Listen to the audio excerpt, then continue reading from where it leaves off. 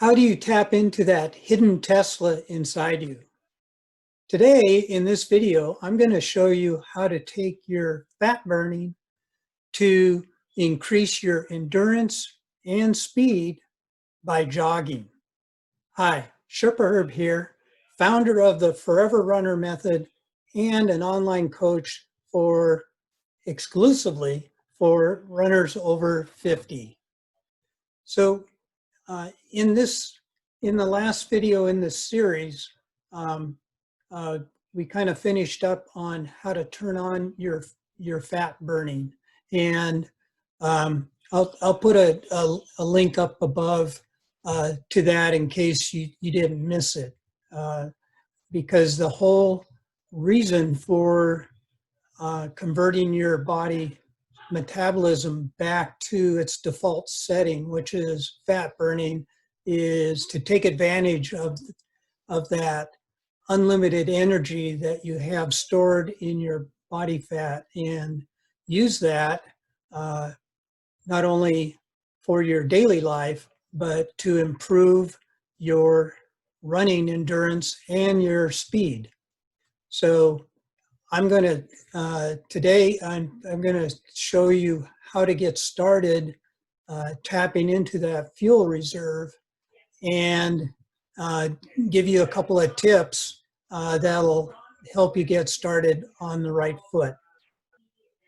So to put it very simply, there are two types of running most of us do. We run fast and we run slow. And when you're running fast, your body tends to want to burn your glycogen stores or carbs for that fast burning energy. But when you run slow, your body prefers to burn your body fat as for that slow burn energy. And the reality is, for any of us runners who compete from 5Ks to half marathons on up, about 95 to 98% of that effort is fueled by your fat stores or your aerobic system. So what we want to do is maximize your aerobic system. I'm going to give you a formula to try, and it's going to do two things. First of all, you're going to discover at what pace you need to be doing your training runs to maximize your aerobic capacity. And number two, if this pace is much different than your current training pace, you're going to see how much of a gap you have as far as taking advantage of your built-in energy stores to fuel your endurance in running. So let's get into it. So the formula to maximize your aerobic capacity in your training is to take 180 minus your age, and that'll give you a number. So if you're 50 years old, 180 minus 50 is 130. Now that 130 is going to be the maximum heart rate in beats per minute that you want to either stay at or below for all your training runs to maximize your aerobic capacity.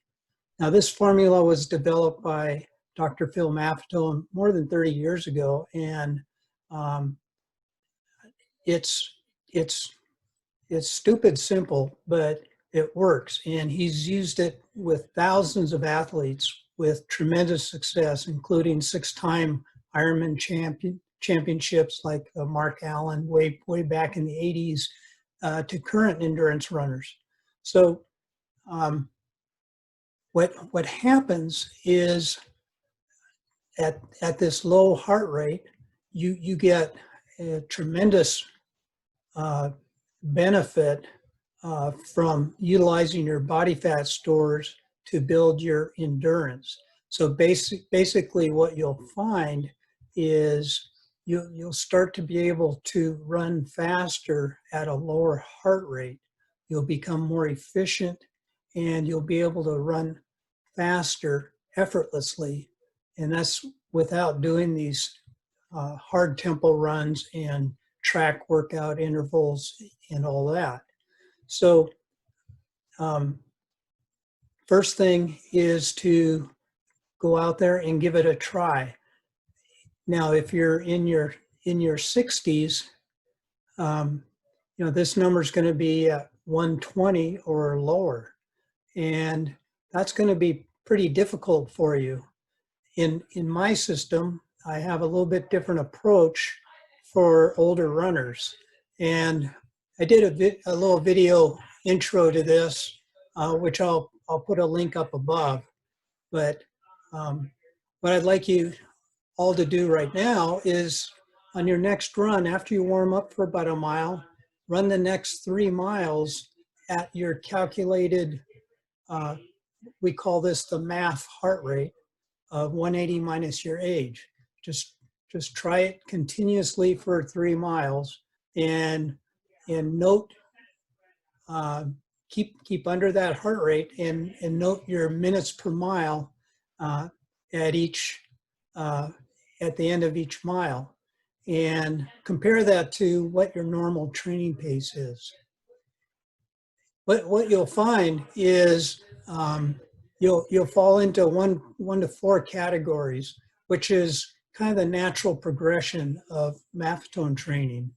Step 1 is, hey, I can't even run on the flats at that calculated heart rate.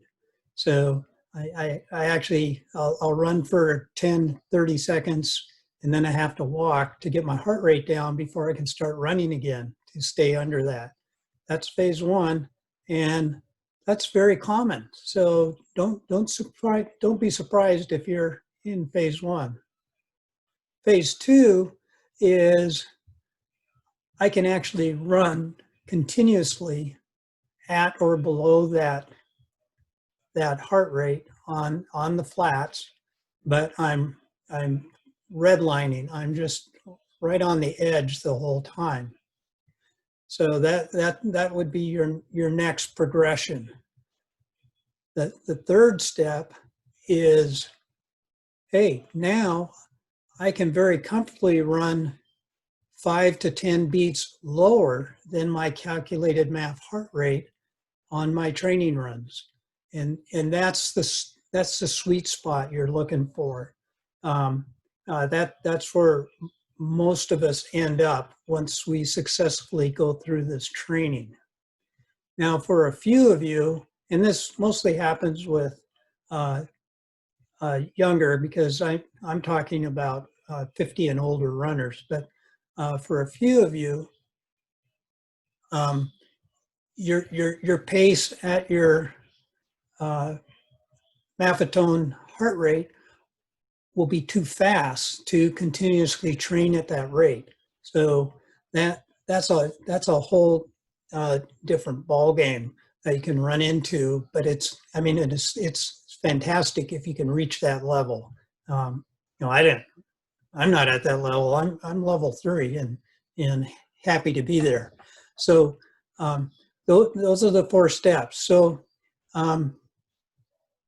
so here we are saying the best way to become a better runner, have better endurance, and build your speed is to jog.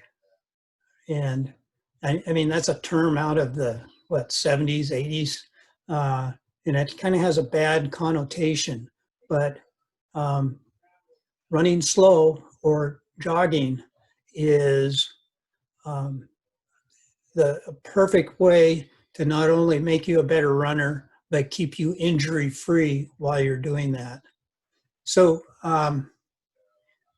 if you do this and you're really struggling, there's a couple things you can do. First of all, I have a very popular video on YouTube on how to run slow. So I'll put a link up above for that. But if if you really are serious about doing something about this, just down in the description, I have a link to my webpage.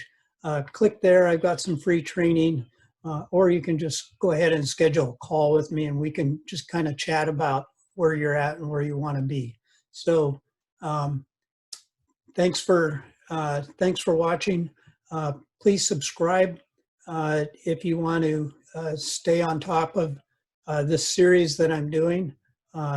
This is step number 4 out of the 9-step Forever Runner method, and my next video will be on step 5, build, on how to use low heart rate training to build speed and capacity in your running. So stay tuned for that, and we'll see you in the next one.